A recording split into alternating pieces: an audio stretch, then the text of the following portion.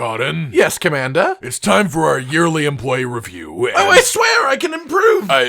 This isn't actually about you. By which I mean I'm just always getting better at this job, honestly. Yeah, sure. So, this year we have gone with a peer review model, and... Oh, interesting. Yes, it is. Now, what do you think about the Admiral, exactly? Oh, well, if we're talking strictly about his work ethic, that'll be a 4 out of 10. A 4? That's crazy! Everyone else has been giving him 8s or higher! That's because they don't know the truth. Ladies, gentlemen, and monsters of all ages, Why do you love your favorite monster? Is it because of their visual design, their general moveset, their personality, or is it something a little bit less tangible? Sometimes we're all a bit guilty of overvaluing our favorite monsters, except me, I've never overvalued a monster, not even once. We get sucked in because of a handful of things that we like, and then we attach and create this personal feedback loop where our love and admiration for a creature just grows and grows until we don't even truly know where it came from. Making a lot of assumptions right now. So sometimes we, as a community, put a monster onto a pedestal, only to have newer players to the Monster Hunter series feel sort of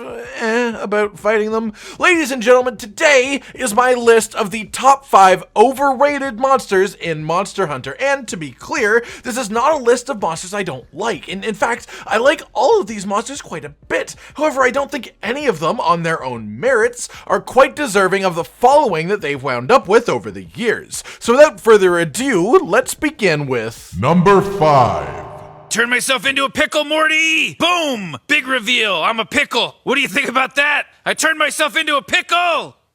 I'm Pickle Rick! Deviljho. The prickliest pickle of them all, the eater of all things food, Deviljho himself hasn't been around a whole lot recently. What with his big brother Savage Deviljho taking his place in Iceborne's master rank, it's been a while since we've actually had cause to think about regular Deviljho, who is very much a good monster. There, I said it, he is a good monster. He looks very imposing, which is always nice for a monster, and his moveset has some real neat gems like the Dragon Breath, which really shakes up an otherwise purely physical fight and adds a little bit of depth. But what really makes people love Deviljho is all the intangible stuff. Things like the fact that he vaguely resembles a pickle, or that his lore is essentially just him being hungry all the time, and then also angry at the fact that he is hungry in the first place. And then probably the biggest one here is his difficulty level. As a challenging fight, as long as it doesn't feel like bullshit, cough, cough, is always going to be a stronger memory, and a more fond memory than a fight that you just walk through in minutes, never to think about again. Perfect.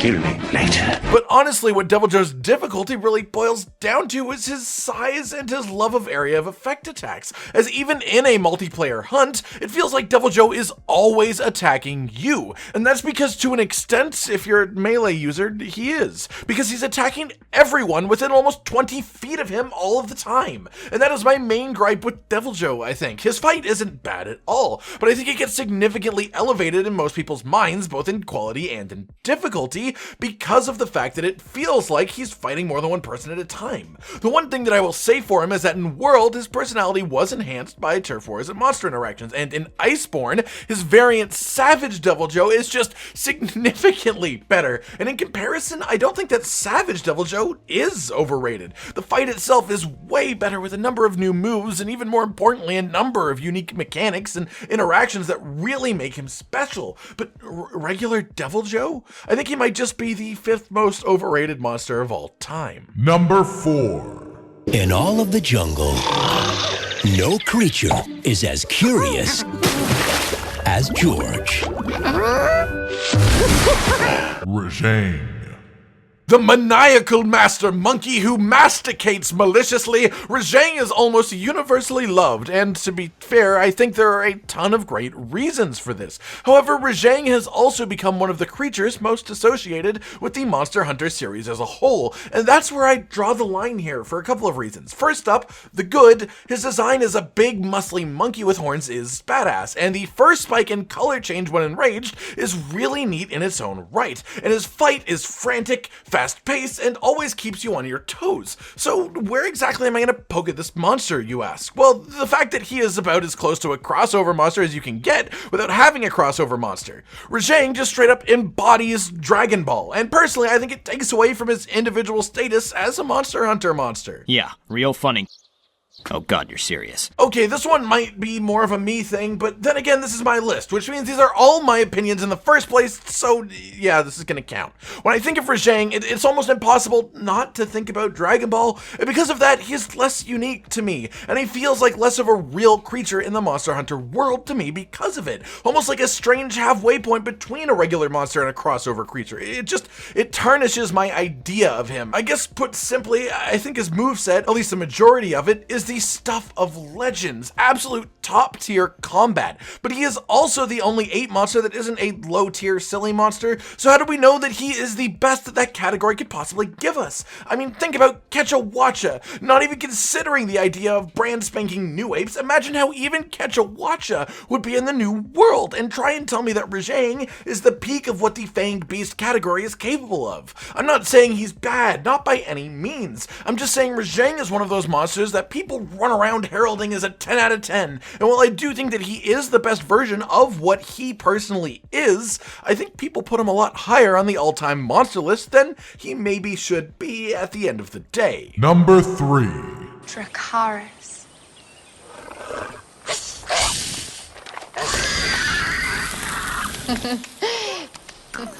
Rathalos. Wow, okay, how do I word this one? As someone who hasn't had the experience of playing the original Monster Hunter, and will never have the experience of playing the original Monster Hunter, I can't even begin to fathom the feeling of fighting your first Rathalos in comparison to the other creatures in that game. But having started my Monster Hunter journey in the 5th generation, and having taken a journey back to visit Generations Ultimate for some old world goodness, I don't really get why Rathalos was the chosen one to lead the series. Oh, that's real nice. The overall flagship, the main monster, is just Rathalos. And I think in general the community feels similarly to that about him, also having him quite high up there among the rankings of monsters. I don't think I've ever heard someone say a single negative word about Rathalos that wasn't just anger in the heat of the moment. And he is literally called the King of the Skies. I don't have enough fingers to count the number of flying creatures stronger than Rathalos. I don't have enough fingers to count the number of flying wyverns stronger than Rathalos. I mean, get out of here with that right now. As for where I think he actually stands, I think Rathalos is a fantastic 7.5, 8 monster. A good average creature, no complaints, and he fills the role of a dragony flying wyvern very well, but he is simply immortalized in the eyes of the player base, in my mind, because he was chosen to be the big flagship, because he is the most approachable looking monster by a mile. I mean, try to remember before you first played Monster Hunter, Rathalos looked awesome, right? What about now, in comparison to Pokey or Namiel, or even something like Zinogre? I think Rathalos was chosen because he is approachable, and that the monster in his prolific position could just as easily have been another first generation monster, like Diablos, or maybe even Gravios, as examples off the top of my head. But really, as a whole, the way I see Rathalos is as the perfectly executed average monster. The best of the okay. Number 2. It's called Sex Panther by Odeon. It's illegal in 9 countries. Yep, it's made with bits of real panther. Narga Kouga. Look, I'm sorry, but if you've watched the entire Proof series, then you knew this monster was going to be here. And the reason why is, well, the community actually made me like him less, as weird as that is to say. This is probably one of the most me personally specific entries on this list, but Narga Kouga feels like he is either on, or at least near, most people's top 10 monsters list, at least as far as veterans of older games go. And if you had no idea what Narga Kouga was, and only listened to how other people talked about him, I swear you would think he was some sort of god. The coolest monster to ever exist. The strongest, the fastest, the smartest, and with the greatest moveset of all time. And personally, I think that is just a massive exaggeration. Why are you laughing? Because you're funny. You make me laugh. He's a panther and an eagle and a rattlesnake all rolled up into one, an amalgamation of cool creatures, except the eagle part is only really relegated to the beak on his face and the fact that he technically has wing type appendages, even though he doesn't really fly. So more like panther rattlesnake, and the rattlesnake was only really a minor portion of him as well, or at least it was before the New World Narga Kouga and Iceborne. One thing I will say is that New World Narga Kouga does make me like him significantly more. Still not quite as much as the average person, I think, so I think he is still overrated, but my feelings on this Both are undeniably based on my first Narga Kouga experience. After months of hearing people talk about this Narga Kouga, this monster to end all monsters, I went back to experience the old world and its monsters, and Narga Kouga was just sort of, pretty good. Not bad at all, no major complaints, but I just didn't feel it was anything to write home about. So yeah, maybe this one is me being stubborn and biased, but at least I have the self-awareness to know that, even if I am still too stubborn and biased to not put him on the list in the first place. Number 1.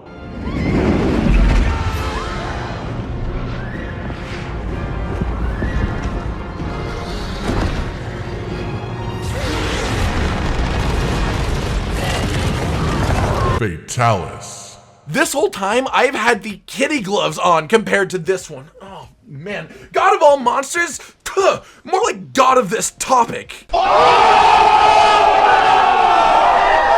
But really, seriously, of all the overrated monsters in the Monster Hunter series, I have to say Fatalis is unquestionably number 1 to me. And I've felt this way for a long time now, and I've been pretty vocal about it too, honestly. Fatalis as a concept, purely lore-wise, is fucking awesome. A total badass, exactly the kind of monster you'd want to see, and exactly the type of monster you'd want to fight. But real Fatalis? Well, visually, he really is just the classic fantasy dragon, and I know it's not Generation 1 anymore, and you have to consider monsters with the context of when they joined the series, but even as far as classic dragon goes, Fatalis is just sort of looking. And quick Iceborne DLC spoiler warning right here, skip ahead 20 seconds if you don't want to hear it.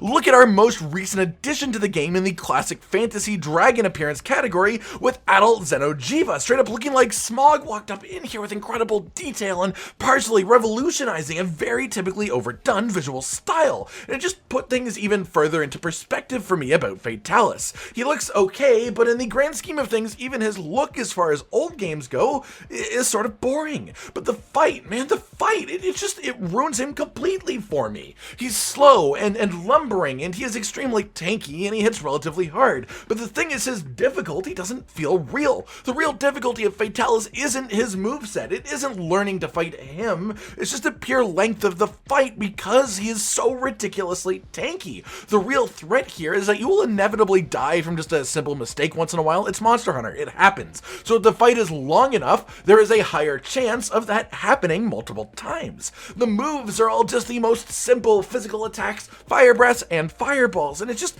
doesn't feel impressive to me at all, which is what he's supposed to be. He's supposed to be impressive. He doesn't fight like the god of all monsters. He doesn't fight like a black dragon. He barely even fights like an elder dragon. That said, though, this is past talk about an old fight with old mechanics and old visuals, and I do honestly believe if Fatalis was reimagined in a modern Monster Hunter game, he could potentially actually live up to all of his hype. But as it currently stands, in the state he currently exists, in comparison to what I am told Fatalis should be, he's just sort of disappointing.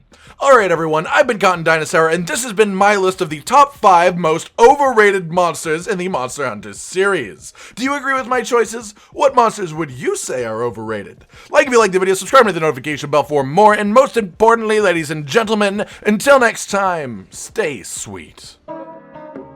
This is the brand new outro to tell you all the things that you do that we love, so let's start with something simple and say, oh, we love your eyes. When they're watching us play video games, when we make a bunch of jokes that are kinda lame, or when they gaze upon our failures as we try to kill the monsters or important news about the kingdom Animalia. Rage, Content, and Hollow are all here, talking about the things you want to hear, so if you want to be the first to hear, like and subscribe and the bell and we'll cheer. Some of you are patrons even though we are all the noobs and you're the pros. There's nothing we can do to thank you. No, really, there's nothing we could possibly do. Goodbye.